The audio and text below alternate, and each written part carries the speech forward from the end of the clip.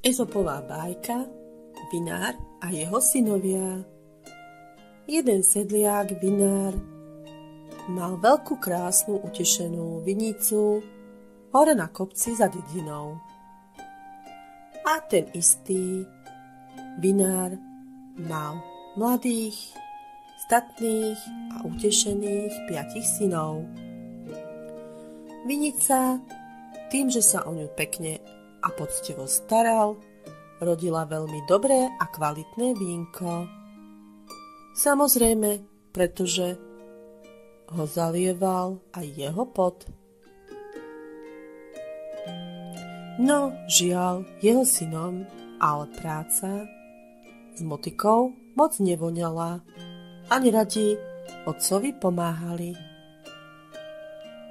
Raz, už keď vinár bol starý a umieral, zavolal si svoju rodinu a takto im vraví: pod jedným z vinných kríkov na našom poličku je zakopaný poklad. Chodte a kopte, ale nezabúdajte, nesmiete vynechať jeden jediný krík. Samozrejme, synovia vždycky, ako mladí ľudia, snívali o poklade. Teda posluchli a začali poklad hľadať.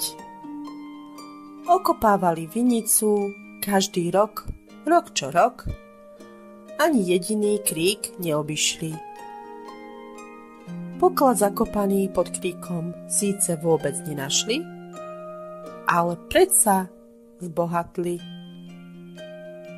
Znie to ako rozprávka, ale hádanka to nie je. Pretože v pracovitých rukách je vždy poklad. Tak znie aj poučenie z bájky.